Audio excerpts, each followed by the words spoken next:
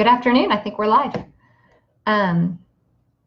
I got dressed up today for this live. Just kidding. It's been a busy day.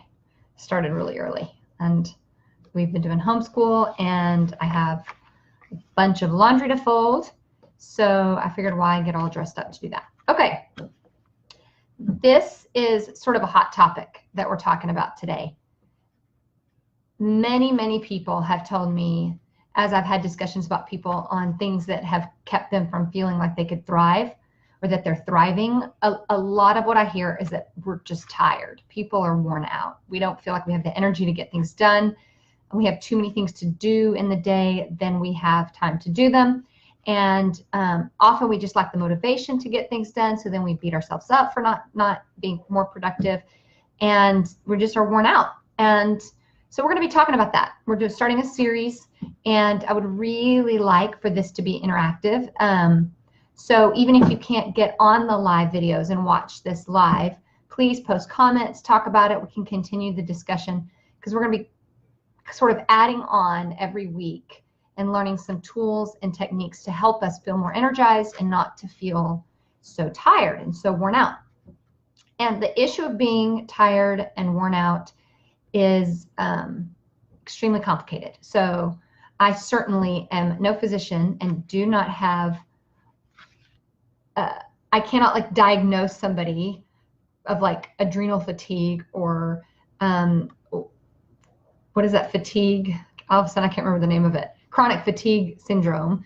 But just as a healthy human being, everyday person, then I do have some tools, because I have been very tired in my life. I have gone through periods of very little sleep or just too much going on. And these are all things that I've sort of accumulated and done through research and experience over the years to increase my energy and to reduce that just exhausted feeling all the time. So, okay. So in case you don't know me, my name is Jenny Scott, and this is Fully Charged Mamas. This is our Wellness Wednesday.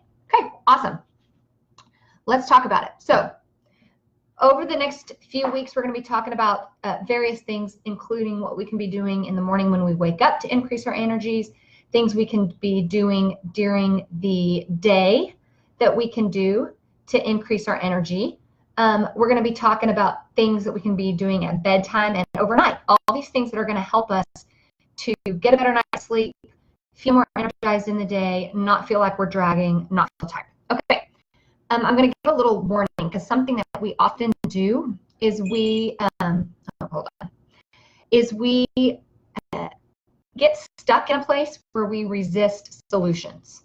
And if you've ever heard yourself saying, oh, I've tried that before and it didn't work, or that just doesn't work for me because XYZ, or anytime we have a list of reasons why someone's suggestion, why that won't work, before we ever really think about it or try it, generally it's because we're just resisting the solution. So there's something weird in our psyche that enjoys staying put. There's a phrase that says, until the pain of staying the same is greater than the pain of change, people don't change.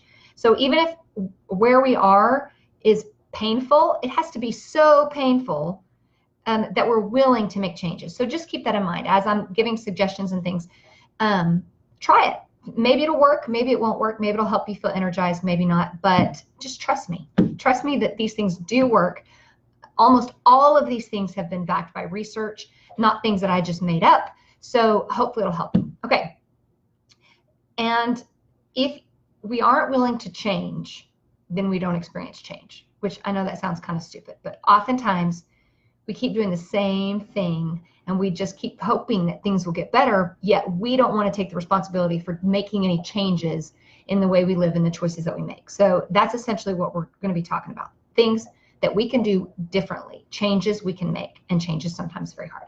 Okay, so before I get going on the specifics of what we're going to talk about today, I will say if you have small babies and or a small baby and they wake you up in the night, you're going to be tired. Now, there are certainly things we can do to sort of offset the effects of that. But if you're not sleeping at night because you're getting woken up every 2 hours, you're in a season of being tired.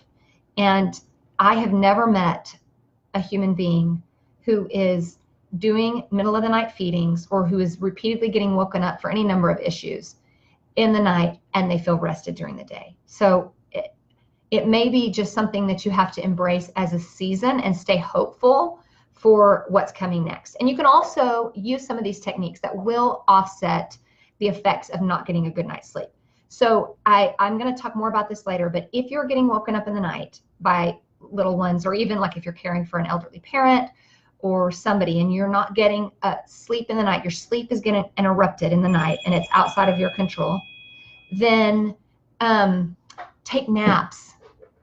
Hire someone to babysit your kids. If you live here in Oklahoma City, call me and I will sit with your kids so you can take a nap.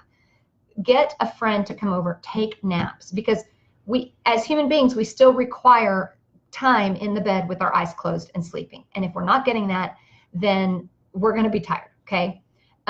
Now, sometimes when we're in the bed, our quality of sleep just isn't great for other reasons. And so we're going to be talking about some of that too as we move forward. Okay, so we're only going to introduce a couple of little tips today because, and there's a reason why. Studies have shown that when we try to make massive changes all at once, then we can do really, really well for a very short period of time. And then it just gets too much and our brain just can't handle that much change all at once. So the reason that we're starting with just a couple little things is because these are easy things that you can introduce into your routine that will help you. And you will see results pretty quickly. And those results will keep you motivated to stick with it long enough to then introduce a new thing into your routine, into your schedule. So if I went ahead and gave you the whole list of like the 15 things that we're going to talk about, things you could do, you might write them all down. You might be really gung-ho about it and like sit down and start doing them all. And it would be amazing, but then something would come and upset your routine, or a family member would come into town, or you would have to sleep in a hotel, or your husband would do something that would disrupt it, or your kids, and then it would be gone. And you would be like, oh my gosh, I can't start all that all over again. So we're going to avoid that by just doing these two things to start with.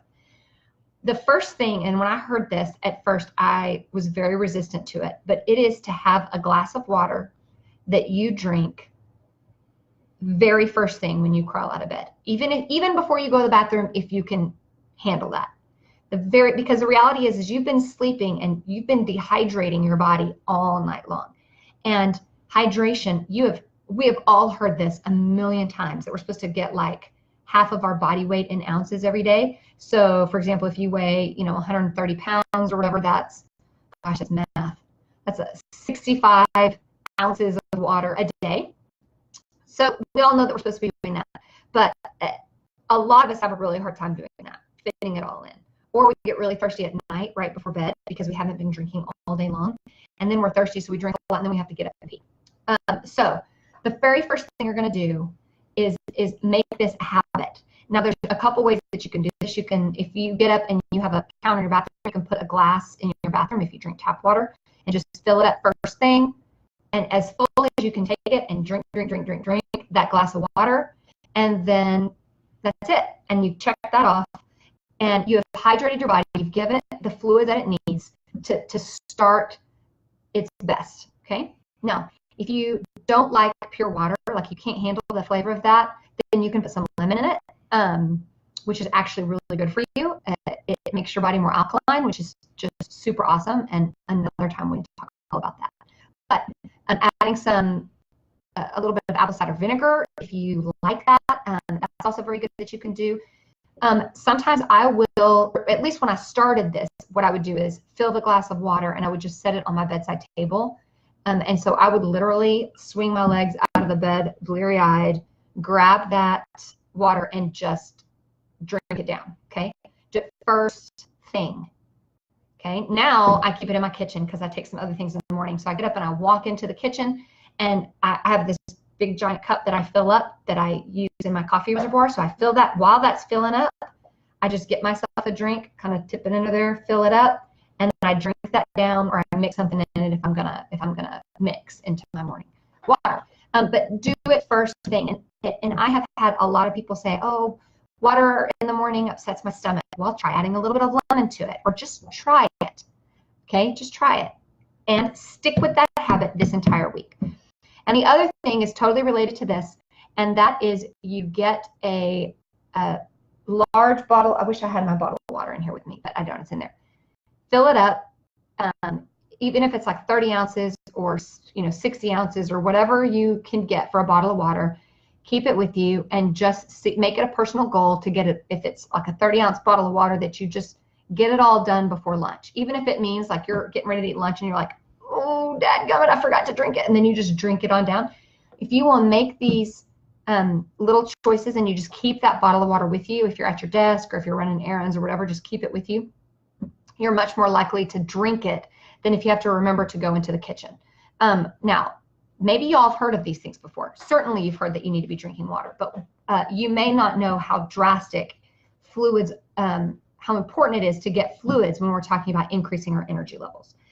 It is, our bodies are absolutely designed to require constant input of liquid. So do that. Start it in the morning. Try it. If I used to get a little nauseated when I would drink plain water first thing in the morning. And so maybe putting ice in it would help you. Whatever it is, but try, instead of thinking, oh, I can't do that because of this, or I don't really like water.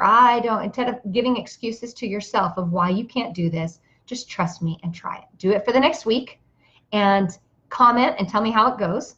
And then we'll talk about some other tips that we can do adding into our morning routines next week to increase our energy levels through the day. Thank you so much for watching this and for stopping by. Make sure you leave a comment and tell me what you think about this. If you've heard of this before, especially the water first thing in the morning, if it's something that maybe it's something that you already do as a habit, which is awesome. I would love that testimony. And let me know how it goes. Okay, see you soon.